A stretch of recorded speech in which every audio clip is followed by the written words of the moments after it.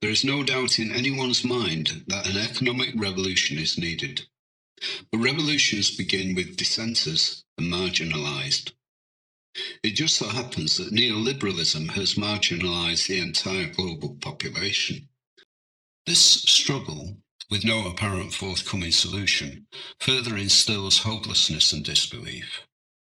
It makes people settle for, in inverted commas, the best of a bad situation, reinforcing the psychological entropy that French philosopher Bernard Stiegler refers to in his book The Neganthropocene as the Anthropocene, humankind's perceived inexorable descent into extinction.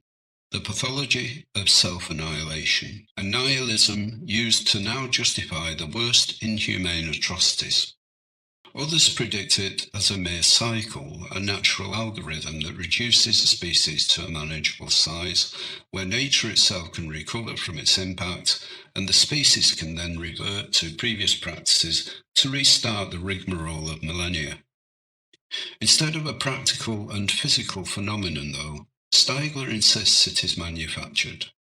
It is a construct that now projects its domination over people's hopes and expectations, as if we were incapable of lateral perspective and options, rendering us automatons to our financial dependencies and insecurities.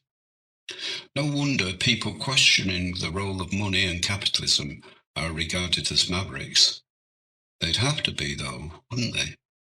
So imagine for a moment an existing system could invert the role of capitalism, turning its negatives positive, making the dispossessed possessors, and turning all the current possessors' red digits black. Would this be a sufficient inducement for the 1% richest capitalists, run by their money-making technology, to alter their incentives? What other incentives are there for them to give a damn when they already don't have to? As long as any proposal tries to reform or reconcile financial commercial practices or a redistribution of wealth, it meets the same obstacles of exclusivity, mismanagement and corruption. This is why some say economists do not have the answers to economic hardship. Such a prevalence of books on this topic, a mere 66 quoted by this author, and a cross-section of 649 global networks and organisations, indicates the sheer volume of people urgently researching alternatives. The inhumane obstacles they see as insurmountable have made the prospect of a realistic zero monetary cost society an urgent necessity for scrutiny, which has also brought us much closer to its realisation. Karl Marx, Mason points out, predicted the demise of capitalism, which was ignored for 2 centuries. Many analysts of Marx, Harry Cleaver reveals, focus on the aggressive stance of capitalists towards the control of labour forces. His redressing of that biased analysis from the standpoint of labour's resistance and subversion of capitalism as a significantly expanding opposing force affords us another comparison. With little lateral observation, this examination of processes that undermine capitalist thinking can offer us a real prospect not of rupturing that dialectic, but of inverting and reframing the dynamics and values of that dialectic, resolving its potentially endless conflict. Unless otherwise stated, all quotes in this section are from Rupturing the Dialectic, The Struggle Against Work, Money and Financialization. Harry Cleaver, Austin University, Texas, 2017. One key point to this book that forms the basis of capitalist control and the elite's constant battle to dispossess and disempower the 99% relates to Marx's labour theory of value. Cleaver crystallises this fear, quote, "The historical and political reason for the abandonment of the labour theory of value was the rise of the organisational power of the working class and the way workers were able to appropriate the theory for their own purposes. During the period of rapid industrialisation, the labour theory of value provided a theory of why the capitalist imposition of as much work on people as possible was the most effective way to augment the wealth of nations. as well as a rationale for government policies supporting that approach to economic development. Thanks in large part to the work of Karl Marx and other critics of capitalism, however, workers not only came to understand the theory, but realised that by its own logic they, and not their employers, should be the owners of their products. If the source of value is labour, and they have done all the work, both in the present and in the past, creating machines and raw materials, then all the value produced by their work should rightly come to them. Such reasoning delegitimised the appropriation of value by industrial capitalists in the form of profits, by landlords in the form of rent, and by financial institutions in the form of interest. From a guide to capitalist industrial policy, they converted the labour theory of value into a justification for the expropriation of the expropriators, unquote. Consequently, quote, capitalists seek totalisation, the imposition of their way of organising society everywhere. They seek to convert all elements of human life, both things and relationships, into commodities, and in the process to convert all human activities into commodity-producing work, unquote. Hence, Cleaver proposes that dialect needs rupturing. Quote, the concept of cycles undermined the linear notion of building a party organisation that would grow and grow until it eventually overthrew capitalism. But again and again, capital would find a way to decompose those methods of struggle and restore the balance of class power. As they did, the struggles would ebb and subside, bringing the cycle to an end. As ruptures expand and catalyse others, the crisis facing capital spreads and deepens, increasing the possibility of complete rupture, of the revolutionary overthrow and transcendence of the system as a whole, unquote. This is supposed to take the form of industrial action, resistance of market influence and mistrust of capitalism, devaluation of incomes and spending currency, unaccounted resale of used products, plus ideological, philosophical, conservationist and political left-wing animosity towards it, and in everyday disenchantment and stealing labour time from the capitalist wheels of commerce. Cleaver's focus on this conflict being a product of disengagement by the workforce does not ignore the fact this rupturing is also of capitalist's own making. The trend to market products through gentrification economics, appealing more and more to those who can afford to pay more, is a prime example of how many capitalists shoot themselves in the foot, reducing uptake, whilst broadly affordable products enforce profit-maximising sweatshop manufacturing and greater online retailing, mass automated production, and larger logistical carbon footprint, aiding only a minority of monopolies reducing employment rates. Add to this neoliberal economic and political policies, capitalists proactively enforce this rupturing of the dialectic. Quote, this contradiction between the way capital organises society and the way this strategy undermines its ability to impose that organisation has not been merely theoretical, but has become manifest at several different moments in the history of capitalism. The crisis facing capital spreads and deepens, increasing the possibility of complete rupture of the revolutionary overthrow and transcendence of the system as a whole, unquote. So, for capitalists, the fundamental basis for generating profit had to alter, all but eliminating the role of labour. This was achieved late in the 20th century. Yet Paul Mason's claims around reducing dependency upon human labour also need addressing. Quote, inasmuch as they continued to embrace the story that creeping stagnation in the productive sector continues to provide the flesh on which financialisation feeds, one might have expected Foster and Magdoff to deepen the analysis of the source of that stagnation. As a result, they were unable to see the attack on real wages or the fraudulent manipulation of credit as responses to those struggles, as counterattacks in a class war. In Negri's interpretation, if the development of capitalism has actually reached this point where labour time can no longer measure wealth or provide the foundation of exchange value, then the labour theory of value is no longer relevant. Because Marx did see work as the fundamental means of capitalist domination, he also saw workers' struggles as the only means of liberating their own lives from being defined solely and poorly by their work. Liberation from capitalism would involve not just the coming into being of a free homo faber, but also of human beings for whom work would be only one of many potentially fulfilling means of self-realization, unquote. Quoting Marx, nobody has one exclusive sphere of activity, but each can become accomplished in any branch he wishes.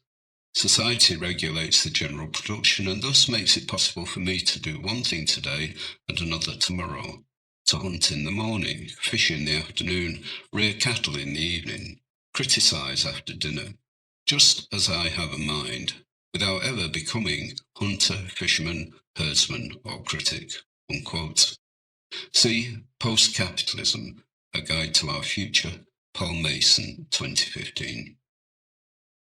This is not the modern-day outlook, as people generally still see the capitalist machine as aspirational and the only facilitator of their dreams, whilst waking up to the systematic reduction of options through neoliberalism.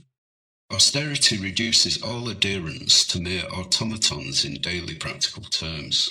No surprise when commercial corporation employees and executives also behave as automatons to their systems and accounts, having to keep up. And with the automatic runaway accumulation of wealth unrelated to labour, this total rupture could possibly be beyond anyone's control and not formed by any retaliation. The prospect of complete rupture has never been closer on numerous fronts, some beyond human. Yet Cleaver is right. It is those reduced to nobodies by the capitalist machine that collectively have the power to impose an overthrow. Quoting Marx again, the revolutionary overthrow of capitalism can and will only be achieved with the end of work as a means of social control. The abolition of the material grounds of the concept of abstract labour.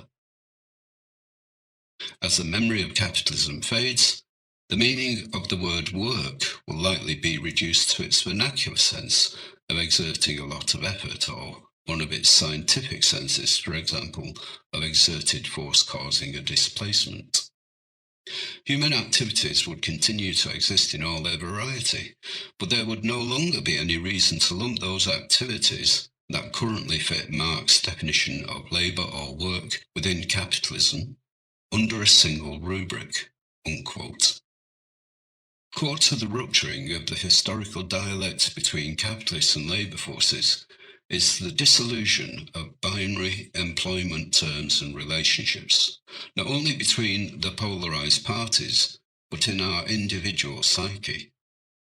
There will continue to be some demarcation between labour and leisure, but how can this initial rupturing, or, quote, the abolition of the material grounds of the concept of abstract labour, unquote, be achieved? There is a means to dilute these terms through more diverse activities and flexible arrangements. If a worker possesses a legally backed, self-contained right to self-generate a virtual income for their work, a value that capitalists have to negotiate for, not pay for, surely conflicts will naturally dissolve. The definition of what constitutes work will become irrelevant to the tasks needing to be performed in the employer's considerations. This would redress the existing binary language and concepts between employers and employees, making the outcomes mutually desirable and negotiable. Not merely a process of manipulative diplomacy or language over substance that one Foreign Office civil servant disingenuously described as the art of letting someone else have your way. Prudent capitalists will ask where they will be left if it does lead to rupture and the new labour market leaves them out, what the benefits are to them averting it. The world political chaos illustrates the inordinate effort being expanded by elite capitalists to hang on to their domains.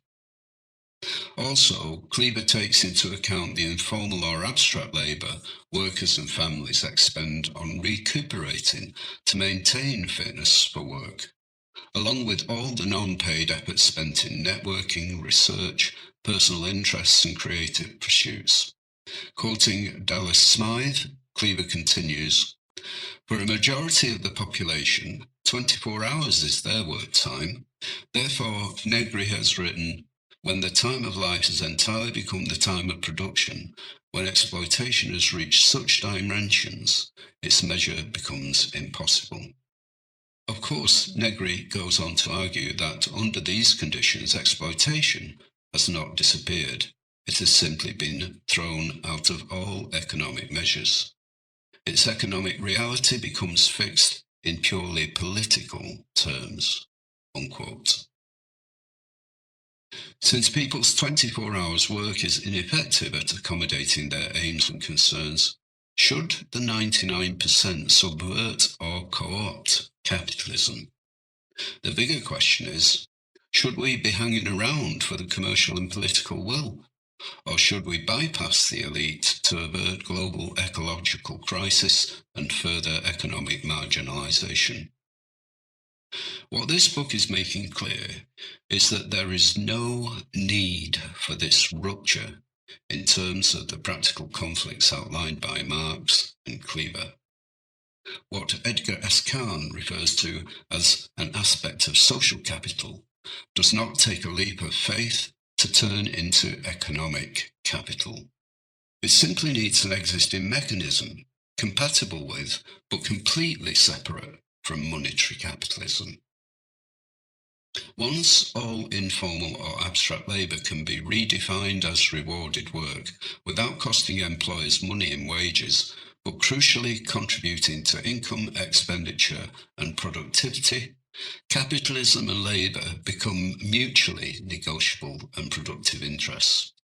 This is not a return to Marx's labour theory of value.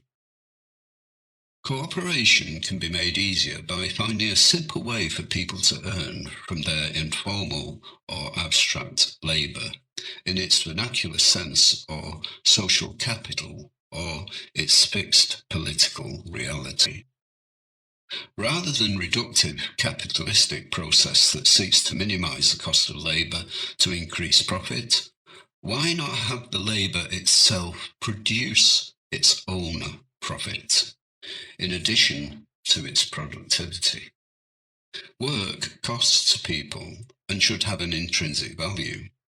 Whether it is connected with some capitalist productivity becomes irrelevant, making it possible to generate profit even from failure, or what is actually productivity, unconnected with a financial outcome, yet having a significant impact on the functioning and capacity of society, and capitalism as a byproduct. Public services account for informal and voluntary labour all the time as a virtual monetary deduction from their budget balances, in effect acting as a credit. How much work is currently regarded as loss-making? How many would be loss-making if not for the unpaid labour they exploit? Is all that labour just waste? Labour that generated its own non-monetary profit would transform the economic climate, aside from what it is able to spend in the economy. Quote, Marx spells out his analysis of the form of value, exchange value, entirely in terms of the relationships among commodities, just as he has done in analysing its substance and its measure. He does this in 4 steps, examining what he calls 1. The simple form of value, 2. The expanded form of value, 3. The general form of value, and finally 4. The money form of value. Each step reveals and examines specific determinations or attributes of exchange value. Because the analysis is cumulative and ends with the money form, we know that each and every moment of that analysis treats an aspect of the money form, unquote. This is because Marx was associating these values with capitalism. Capitalists will always do this as long as their only exchange system is money. Even when it isn't, they will weigh up the monetary value of a non-monetary economy. Quote, reading backward would then provide an analytical dissection of the money form, a picking apart and examining its components. Or if we kept moving back through the chapter, we would discover socially necessary labour time as the measure within the quantitative dimension of exchange value, and then abstract labour as the substance of the value measured. But in working this out in Das Kapital, what gave capitalists an assessment of how power could be maintained by the imposition of labour, and gave labour forces the recipe for resisting that imposition, is of course the divisive medium of money. So when labour forces have something else to trade, capitalists should be seeing the potential dissolving of their grip. Yet, if capitalists perceive that they will have less choice, most will assess the opportunities that affords them to exploit the process. Unquote. This still requires a trade-off for monetary capitalists. In the non-monetary economy, no such trade-off is necessary. If we're not to segregate the elite entirely to establish an interim period of reciprocity with the capitalist market, something practical has to mediate. Cleaver stipulates, quote, getting rid of money and markets entirely is not only a necessary condition for getting rid of capitalism, but also desirable in its own right. I think that many utopians have been quite right to imagine worlds without money. I reject all programs that propose to transcend capitalism but retain money and markets as supposedly efficient methods of allocating resources in a new and better society, whether they be of socialist or anarchist or libertarian inspiration.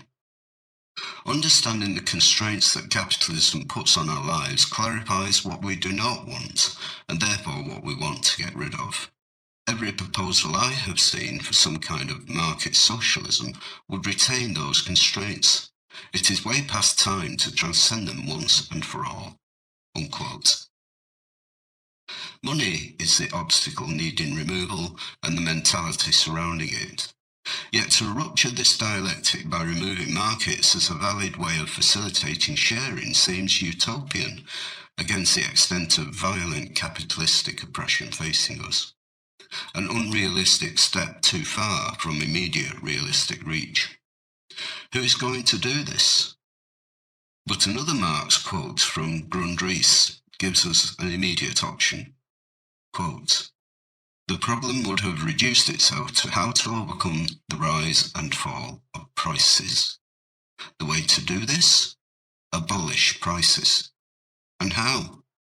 By doing away with exchange value.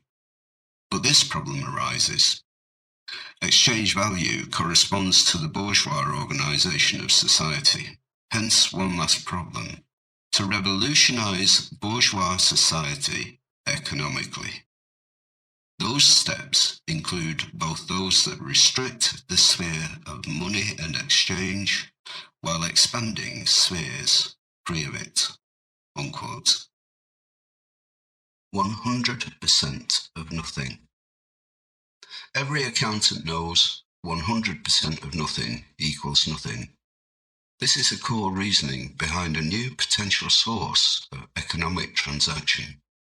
It's really well known to stock traders, can happen in an instant and cause untold billions of currency to devalue or completely disappear more tangibly than a magician's assistant. For capitalists and companies to face the potential for complete collapse is a reality and the cause of so much panic and frenetic grabbing of resources, wealth and power. Every military conflict has this fear at its core. Since adding and subtracting from a limited supply of money enforces competition, removing its necessity and making individual labour profit-making reduces the necessity to compete. This offers everyone new realities. For a new equitable system to work, the practice and mentality of add and subtract needn't be suspended. So this is trading, and a trade that not only syncs with capitalism but contributes to it.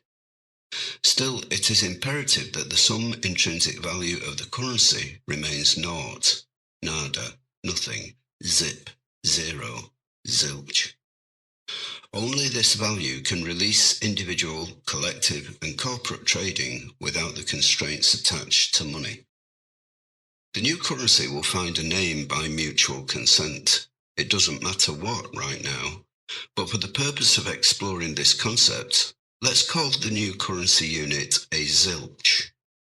Every zilch will be earned.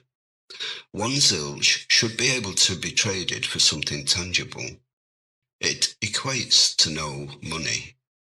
The value of the goods it trades for are established in zilches. Therefore, businesses still dealing in monetary commerce will have two parallel accounts affecting the monetary account only by association. But think for a moment. This means that also 10% of nothing equals nothing less than nothing. Therefore, 20.4 trillion% of the zilch equals the same, nothing. And this process doesn't even account for the fact that people's chosen abstract labour would actually contribute towards capitalist productivity and any remaining financial outcomes directly. What will it cost? In monetary terms, nothing. This is its superiority to money and how it increases money's value to capitalists but decreases its value to everyone currently marginalised by it. Of course, everything has a cost, but the cost will not be money. The 99% carry on now despite being treated as nobodies by the impositions and restrictions of capitalism, despite their intrinsic value as living beings and their devalued, underutilised phenomenal experiences and skills being squandered into the hands of criminals, not merely traffickers, but premeditated policies of politicians and corporate moguls. The amount of this labour that is currently unpaid far outweighs all paid employment to the tune of 87.5% against the 12.5% formerly employed population. Add to this the fact that in the three richest economies, 25 to 30% of that workforce is in the gig economy. Then we have the rent economy and artificial intelligence augmenting and sometimes replacing highly educated or middle-class occupations. But let capitalists keep all the money if the 99% no longer need it. As their non-monetary accounts and those of capitalists pile up into the virtual billions of billions, money, currency and accounting will soon become perfunctory and almost irrelevant. Most people will stop counting and just get on with what they want to do, producing without having to weigh up the cost, because they pay for it by doing it. This will require an expansion in accountancy, until that too becomes nonsensical, but we don't need to think that far ahead. Accountants' calculators should be rattling away at this point. In the immediate and urgent stage, this crucially does not require getting rid of capitalism completely or to abolish prices. As long as capitalists feel this enmity against the struggle of labour and the need to manipulate it, this dialectic will continue or end violently. There is nothing wrong with prosperity, only how it is currently distributed, what it rewards, and what means it takes to acquire it. There is always a problem with money. The planet can feed everyone on it if monetary policies did not result in overstocking and waste. Landmass is still capable of sustaining an ever-growing population, if not mismanaged by rainforest decimation, growing deserts, climate and soil changes, sea stock depletions, enormous and ineffective crop farming, mass exploitation of mineral deposits, all simply to feed those market rates and returns. The main perpetrators are the very ones with the power to remove these obstacles, but money is by far the biggest perpetrator. There has to be a new incentive that expands capitalism's current agendas, rather than conflict with them. Even multinational capitalists will move to where mass market demand is. The extent and nature of that demand will be altered when money is no longer crucial to obtaining it. If a currency presented no threat to financial gain, it would change willingness, work practices, and product improvement. So, to make money less attractive than its alternative, even to those who love it, without requiring them to change, would have a big impact. We could argue that the biggest impact on reform could be achieved by those very agents that use money the most. Capitalist moguls would still have the opportunity to be the greatest contributors to this revolution, but not on their terms. An interim alternative to money, note not an alternative currency, is the only thing that will immediately facilitate this re-evaluation of people's pursuits and rewards for labour in radical terms disconnected from money, to show people what change is at their immediate disposal. Money is limited and has to be shared or distributed from a source between a limited number and endlessly from one to another.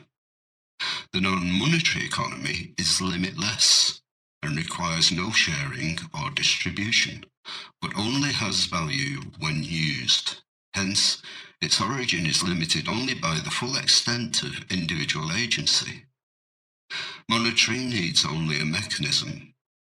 It eventually liberates people from the mentality of money and wealth and exchange and markets, but in a subtle, non-confrontational and risk-free culture, as personal human values replace economic ones. This would eventually delineate what Cleaver termed, quote, confusion which makes it difficult to differentiate sharing projects that struggle valiantly to elaborate alternatives to capitalism from those that merely modify its forms, and the continuing use of the concepts and language of capitalism when analysing different projects, unquote. As businesses expand transactions in non-monetary units, keeping them separate from their monetary trading, less and less conflict arises from monetary considerations. The non-monetary economy unit will require no exchange rate and no relative value to money wherever it is applied across the globe. No syllogistic mediation. The non-monetary functional value remains what people decide it is and purchases anything they say it can, for non-capitalists and capitalists indiscriminately, and credits their non-monetary accounts accordingly. If it has varied levels in the number of units generated for varying labour geographically, because it needn't be a static value and its value is virtual, it does not need comparing with an equivalent rate in another land or require an exchange rate. This would protect against potential exploitation. It could either have a universal strata of rates or a national strata, yet this can remain unaltered in each country.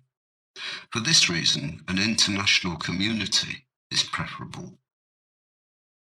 The fifth industrial revolution will radicalise these concepts and turn economic insecurity and conflict into a fusing of interests dictated by the expansive evolving market, enabling superior financial prospects for capitalists and expanded economic autonomy to the labour market. Without altering people's chosen moralities or identifying cultures, beneficial pursuits supporting more urgent priorities such as conservation, green tech, anti-poverty, economic growth, repatriation, rebuilding, and labour mobilisation, etc., will be rewarded in a way money can never achieve. But do not mistake this as a mutually dependent partnership. It is intrinsically linked to the new value of labour, even its surpluses, but crucially not by capitalists. making this neither a Marxist nor purely socialist economic approach. On the flip side, capitalists get to pick and choose from a broader array of skills and flexible working terms to facilitate every advancement without costing them a penny and even boosting their monetary reserves.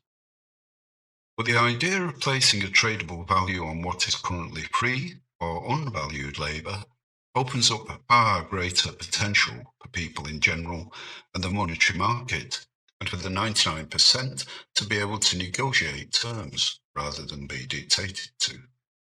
It may be more prudent to allow a free-flowing system with minimal policing, but Kavari's recommendations are bang on in principle. Quote, "Fighting the elite capitalists would be as grave a mistake as caving into them.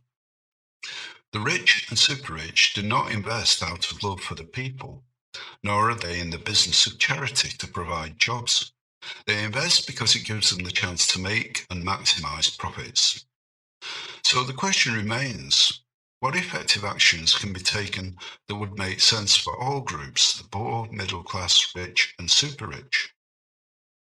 Certainly we should not favour one economic class against the other, as this would be a waste of energy and resources. On the contrary, we should give elite capitalists the incentive to accomplish certain goals. Then, once they've accomplished these goals, we should reward them. It's important, though, that we withhold their rewards until they have met the desired goals.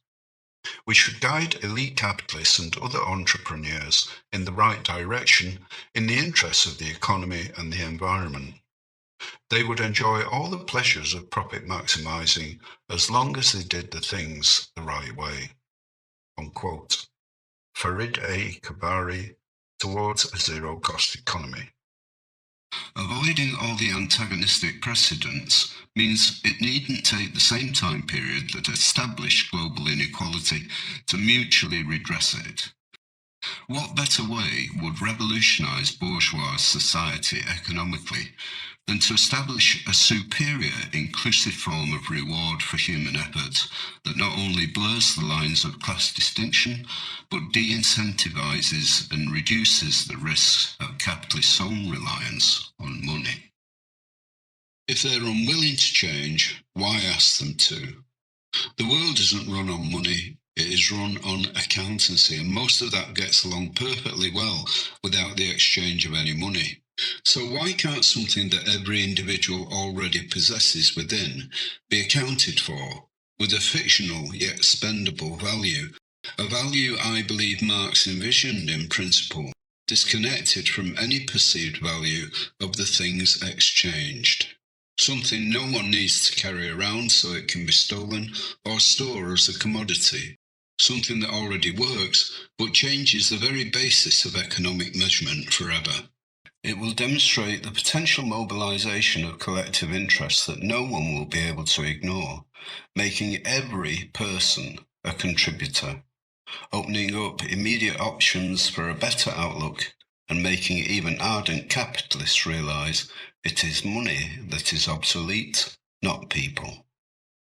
This fifth industrial revolution should be for the 100% population, the final necessary revolution in all human history.